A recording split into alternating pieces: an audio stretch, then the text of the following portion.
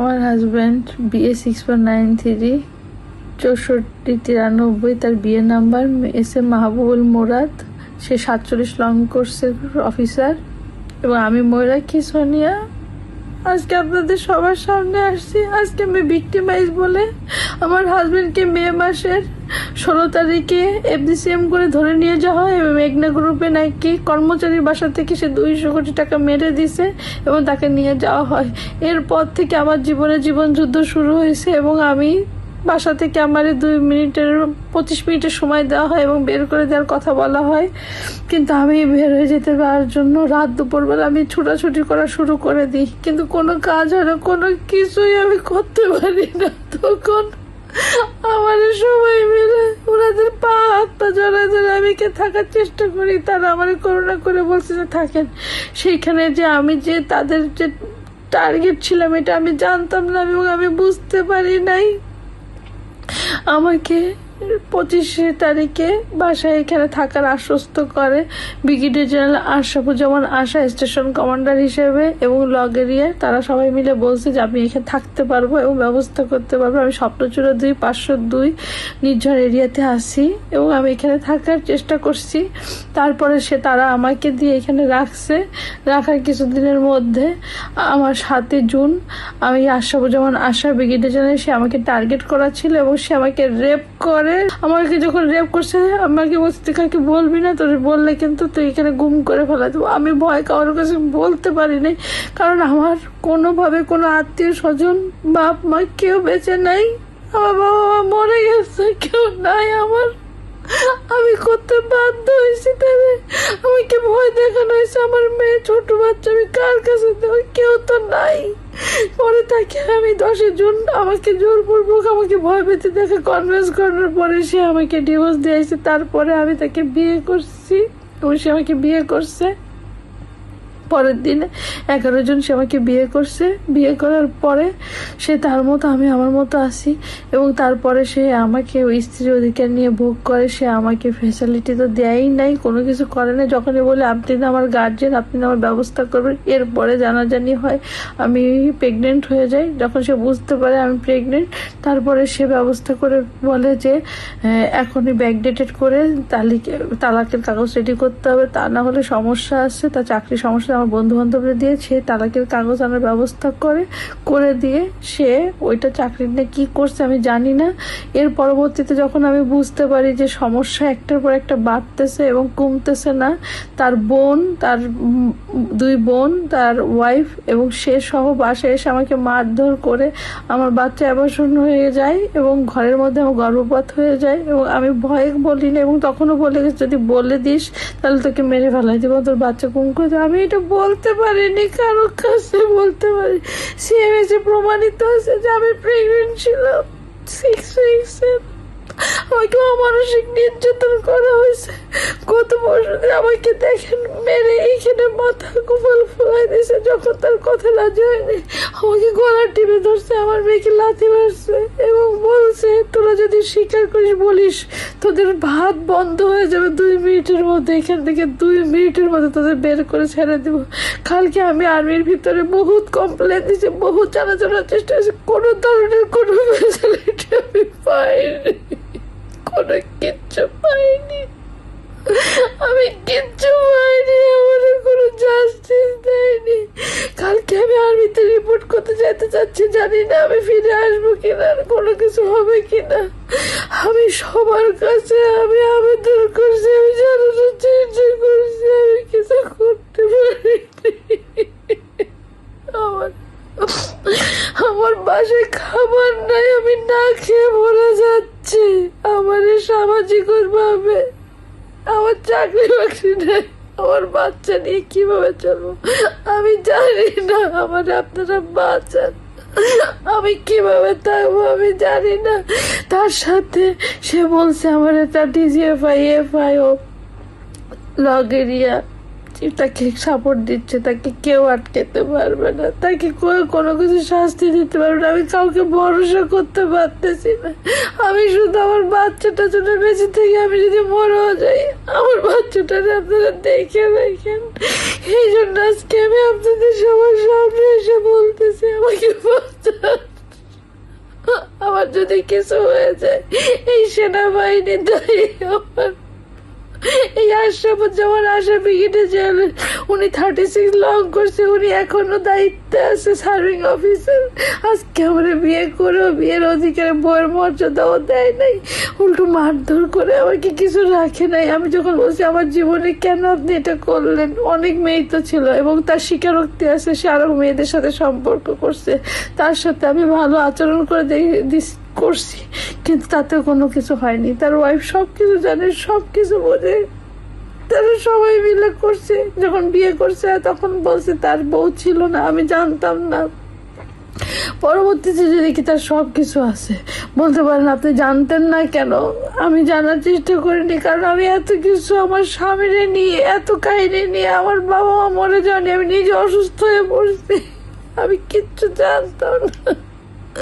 আমারে বাঁচান, আপনারা জাস্টিস চাই, আমি আপনাদের সবার কাছে বিচার চাই।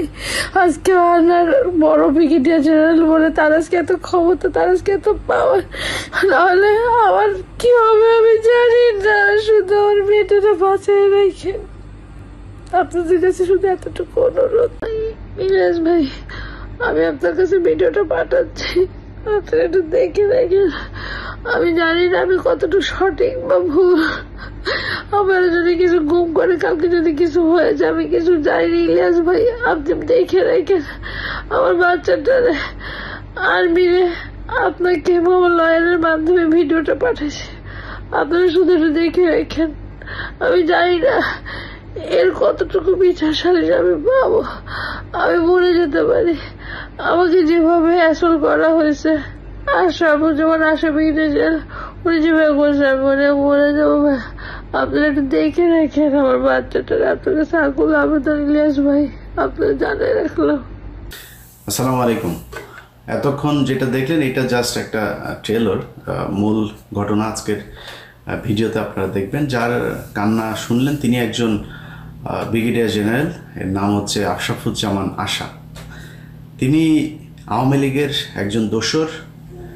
আওয়ামী লীগের বর্তমান যেই সেনা প্রধান আছেন, আওয়ামী লীগের সেনা লীগের প্রধান ওয়াকারের অত্যন্ত আস্থাভাজন, গুরুত্বপূর্ণ জায়গাতে আছেন তিনি। এই ব্যক্তি যেই কাজ করেছেন এটা পৃথিবীর ইতিহাসে সেনাবাহিনীর মতো সুশৃঙ্খল কোনো বাহিনী তো বহু পরের কথা।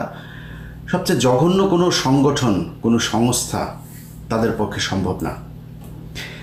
25শে ফেব্রুয়ারির পর থেকে বাংলাদেশের সেনাবাহিনী যা করেছে, সেনাবাহিনীর ভেতরে যা ঘটেছে, এটা সভ্য কোনো সমাজে ঘটতে পারে না।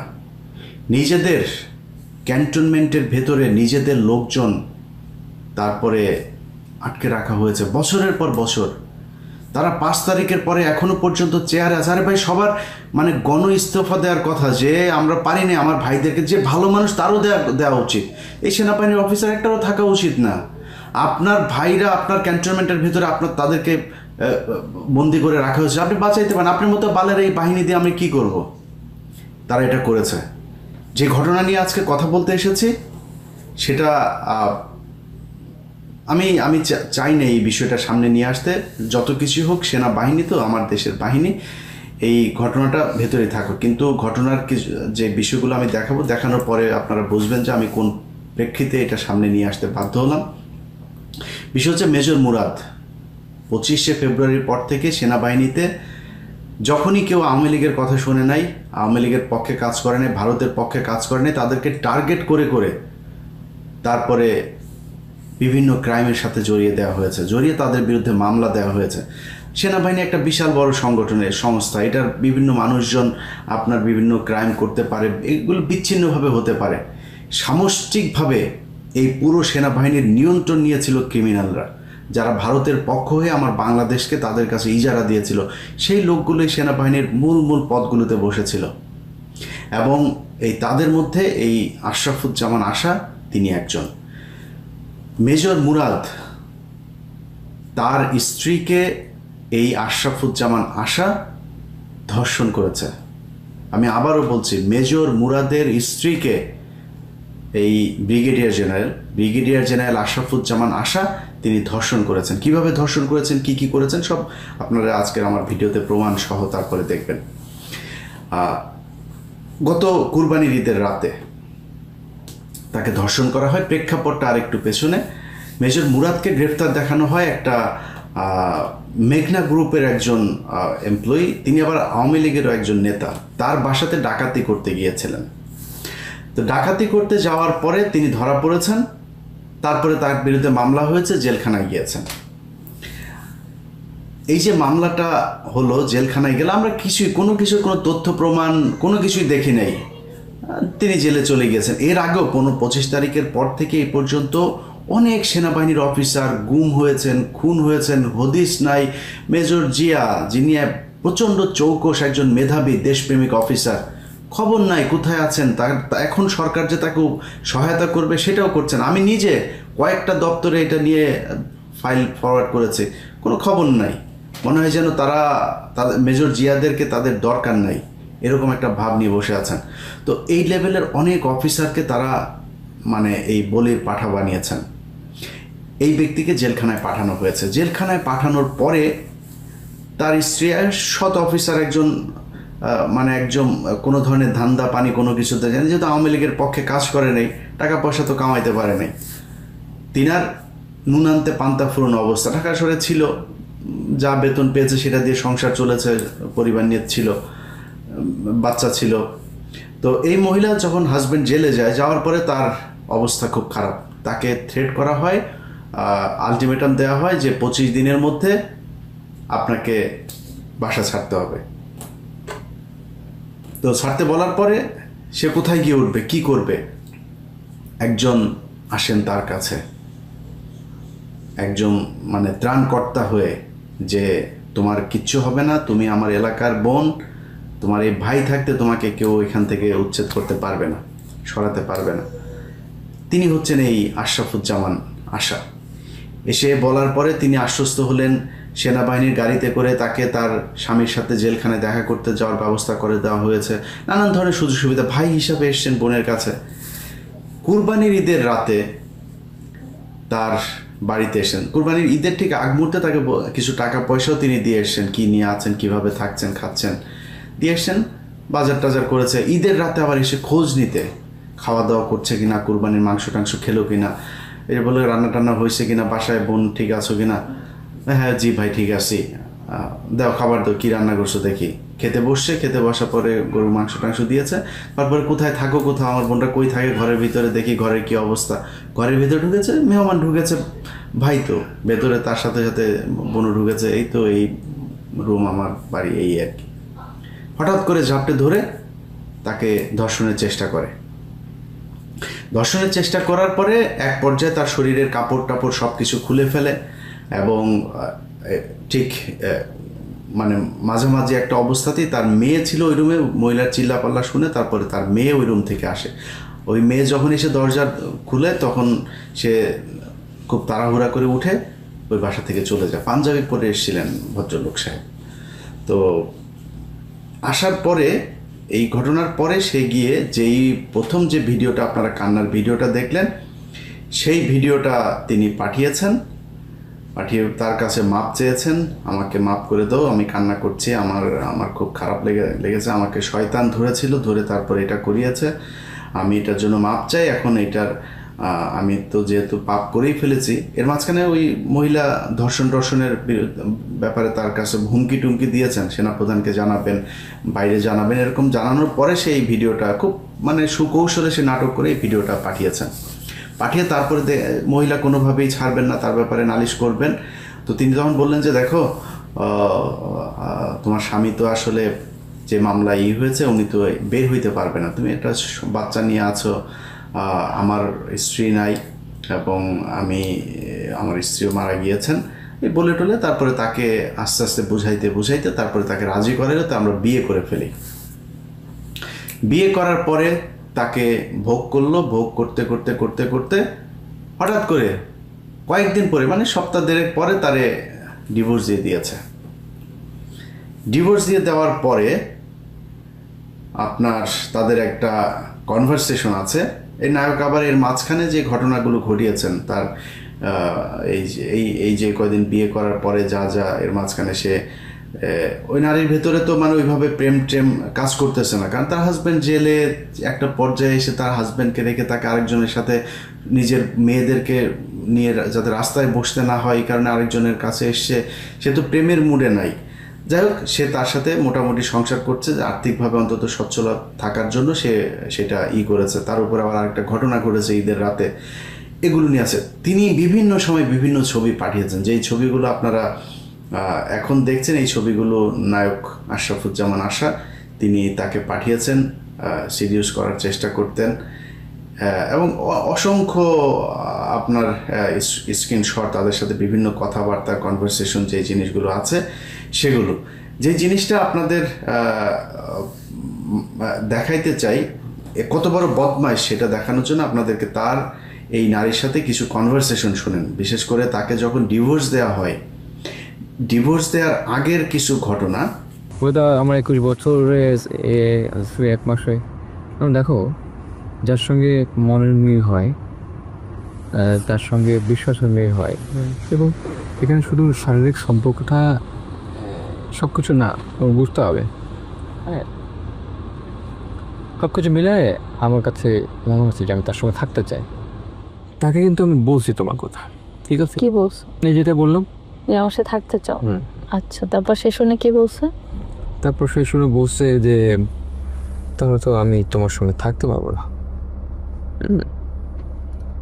তোমার সঙ্গে আমার থাকা হবে না। মানে সে রুম থেকে বের হয়ে চলে যাবে, ঠিক আছে? তুমি বাইরে যাও না, তুমি শো, আমার সঙ্গে থাকতে হবে না, but you sleep in your bed. আমি তো কিছু করছি না তো।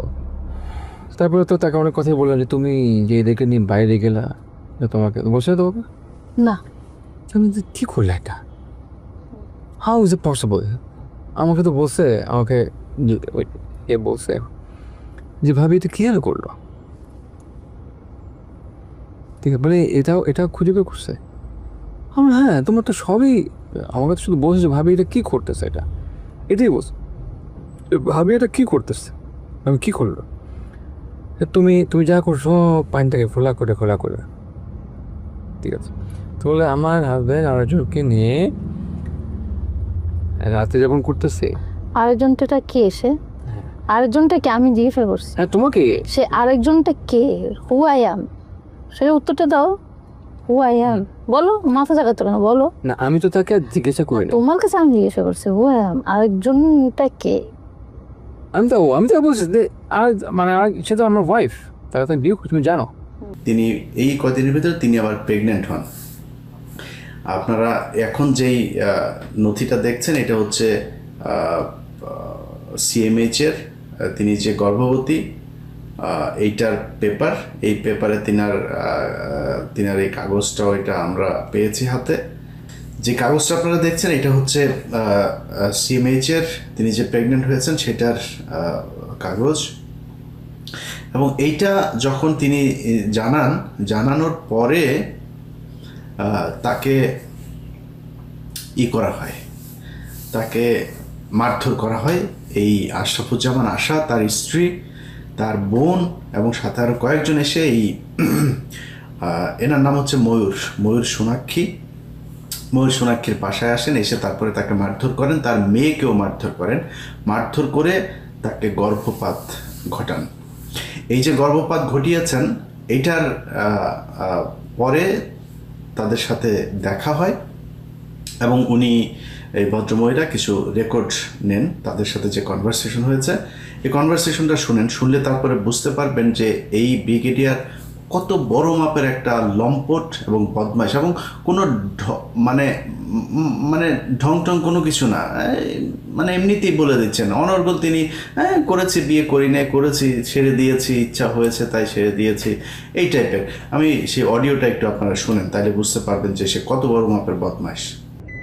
কি করবেন? নামও অনেক রাতে রেখেছি। নামবো না তো, আমি কনভিন্স না হওয়া পর্যন্ত করবো না তো। আমি তো ধৈর্য ধারণ করে এতদিন ছিলাম তো, ধৈর্য ধারণ করার রেজাল্টে এটা হতে পারে না তোমার সাথে। আচ্ছা ঠিক আছে, তোমার যেটা ভালো মনে করো, ভালো আমি যেটা করছি ভালো করছি। কি করছেন বললেন, সেটা কি ভালো করছেন আর কি করছেন? তোমাকে আর আর কি দেখতে তো বিয়ে করছি, তারপরে এরপরে যে করতেছি পেতে শেষ আর কি। তাহলে বিয়ে করছেন তো? বুঝলাম। এই জন্য বিয়ে করছি। আর ডিভোর্সটা? ডিভোর্সটা টেসের জন্য ডিভোর্স দিয়েছি। বিয়েটা কি ছেলে খেলা হয়েছে? হ্যাঁ, বিয়েটা ছেলে খেলা ছিল? আপনি কি আমি এটা তো অবশ্যই ছেলে খেলা না, কেন একটা সাক্ষী ডাকি রেখে বিয়ে করছি না। তারপরে কি মানে এটা হালাল করছেন? হ্যাঁ আমরা করছি তো। মানে 7 তারিখে হালাল করে নিলেন, হ্যাঁ এই জন্য আমাকে বিয়ে করছেন? হ্যাঁ, বিয়ের আগে কাজ কি করা যাবে? ও, এই জন্য হালাল করে নিয়ে খাওয়া দাওয়া শেষ এবং ছেড়ে দিচ্ছেন। কার ফোন দেখতেছ? কারটা দেখতেছেন? কি দেখতেছেন? কি দেখতেছি? কি দেখতেছি? তাহলে এতদিন আমার সাথে নাটক করছেন? কেন কেন? তা কি করছেন? বিয়ে করছি, বিয়ে করে বউর সাথে যা করে সেটা করছি। বিয়ে করে বসে যাচ্ছে যা করে মানে দেখছি, মানে কি করছেন? শুধু তো শরীরটারে ভোগ করছেন, কি করছেন? এই তো শরীরটা তো ভোগ করা, তো ভোগ করা কেন? বিয়ে করলে শরীর স্ত্রীর শরীর ভোগ করা হয় না? কি? না, বিয়ে করলে কি স্ত্রীর শরীর ভোগ করা হয়? অবশ্যই করছেন। না না, বাকি কি করছেন? ভোগ করার বাকি কি জন্য- করছেন? বাকি কোনটা করছেন? বাকিতে অনেকেই অনেক কিছু করতে পারে না, আমিও পাই নাই জানিস। কে ফিনিশ? না, বাকি যা করতে হয়, কি মেনটেনেন্সের কথা বলতেছো, ভরণ পোষণের কথা বলতেছো, সাংসারিক খাবার দেওয়ার কথা বলতেছো, সাপোর্ট দেওয়ার কথা বলতেছো, কোনটা তো সামাজিক পদমর্যাদা দেওয়ার কথা বলতেছো? কোনটা করছেন? ভয় নাই, ভয় নাই, ভয় নাই। 3 মাস 10 দিনও হয় নাই, সবকিছু বিয়ের 3 মাস হয় নাই, হয় নাই।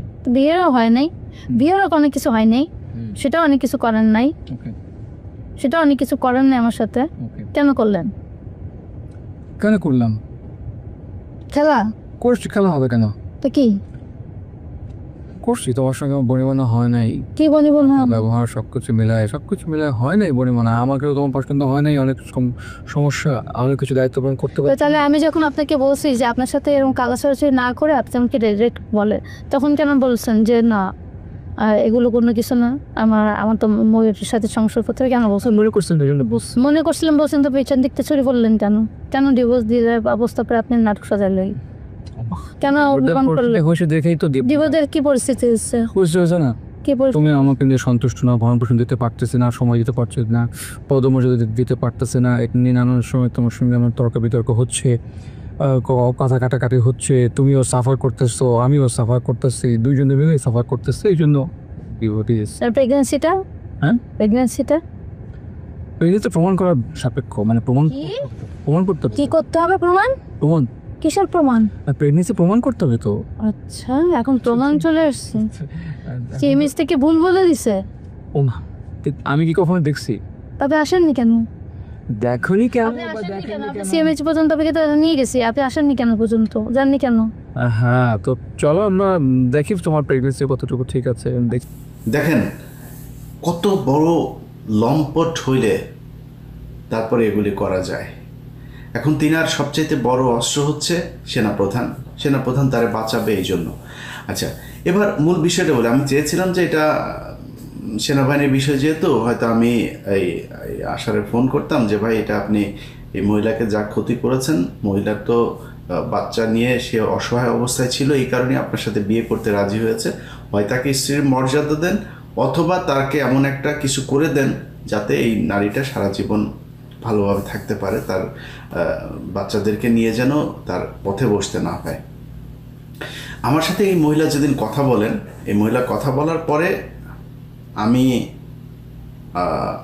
বিষয়টা সেনাবাহিনীকে জানাই, সেনাবাহিনীকে যে কোনো একজন অফিসারকে জানাই যে আমি, তিনি আইএসপিআরে আছেন, আমি আইএসপিআরকে বলি যে দেখেন ভাই আপনি এই বিষয়টা তাকে আমি একটা টেক্সট করি, তারপরে তাকে পুরো বিষয়টা বললাম ডিটেল। সে আমাকে বলে যে আপনি এটা লিখিত দেন, কি বলতে চান আমাকে একটু ডিটেল বলেন। আমি তাকে ডিটেল সেটা পাঠালাম। পাঠানোর পরে আমি ভিডিওটা যখন রেকর্ড করছি সেটা আপনারা দেখবেন রাতে, ঠিক আগের দিন রাতে আমার সাথে তার কথা হয়, না একদিন আগে, অর্থাৎ 2 দিন আগের রাতে কথা হয়। রাতে যখন কথা হয়, কথা বলে তিনি ঘুমিয়েছেন, সকালে ভোরে উনি আমাকে আবার ফোন করলেন, খুব শরীর কাঁপছে, মানে গলা টলা কেঁপে তারপরে কথা বলছে, ভাই আমাকে মেরে ফেলবে, আমার পুরো বাড়ি সেনাবাহিনী ঘিরে ফেলেছে। কি হয়েছে? সেনাবাহিনীর লোকজন উঠে আসলেন, একজন মেজর ভদ্রমহিলার নাম সম্ভবত ফারিয়া, আরেকজন সাথে আরেকজন মেজর পুরুষ ছিলেন, আরও কিছু সেনাবাহিনীর লোকজন উপরে উঠেছেন, তার ঘরের ভেতরে 2-3 জন ঢুকে তারপরে তার সাথে কথা বলছেন। কি কথা হয়েছে, তাদের কি দাবি, আমার সাথে কথা বলার কারণে তাদের সেনাবাহিনীর কত ক্ষতি হয়ে গিয়েছে, আপনারা একটু ওই ভদ্রমহিলা মেজর যিনি ছিলেন তার বক্তব্য শোনেন। ইস্যুটা আসলে যিনি যেহেতু সিভিল জেলে আছে, এটা কিন্তু এমন না যে একটা জানবেন সেটা আপনারা বলতে চাচ্ছেন, বলতে চাচ্ছি যে উনি যেটা বলে আপনাকে যেটা বলছেন যে সম্মানহানি করেছেন, ব্যাপারটা একমত, যেটা এখন দিকে অ্যাক্সিডেন্ট, বাট সেটা হচ্ছে যে জানতো না, এটা কিন্তু যখন সিভিল জেলে যায়, এটা কিন্তু আমাদের ক্ষেত্রে ডগ ইয়ে থেকে তার পোস্টম্যান ট্রাস্ট কিন্তু সারা আর্মিতে সবাই জানে, সেটা নাই জানা থাকে। কিন্তু আর্মির বিষয়টা কিন্তু আর্মিতে একটা ভিতরে ঘটনা ঘটলে সিভিল ব্যাপার কিন্তু এটা না ভাই যে আমাদের ক্যান্টনমেন্টের ভিতরে যে পানিশমেন্ট পাচ্ছে, এটা না হয় অনেক সময় বাইরে যায়, বাট একজন সিভিল জেল মনীষ স্যার বা যারা মানে বাইরে সিভিল জেলে যারা গেছে, ইস্যুটা কিন্তু জানাজানি হয়। আমি আপনাদের কথাটাকে বুঝেন, জানাজানি হয়। আমার তো কেউ নেই, সেখান থেকে সে লোক ডেকে এনে মানুষকে জানানো দরকার নেই, সেটাই বলতেছি। আমি সেটাই বলতেছি, সে লোক ডেকে এনে ভয় দেখায় এনে এবং সবাইকে ডেকে এনে সেটা করলো কেন? আমার কথাটা হচ্ছে এটাই, সে ডেকে এনে করার সাহসটা পাইল কোথায়? তবে এখানে যেই কাজটার কথা আপনি বলছেন, যে এলিগেশনটা বলছেন, এটা একজন ইন্ডিভিজুয়ালের এগেইনস্টে আপনি বলতেছেন, এবং আপনিও একজন ইন্ডিভিজুয়াল। একটা ইনসিডেন্ট হয়েছে, একটা না অনেকগুলো, অনেক ধরনের হয়ে গেছে। আপনাদের দুইটা ইন্ডিভিজুয়ালের মধ্যে অনেক ধরনের ইনসিডেন্ট হয়েছে। বিষয়টা এরকম।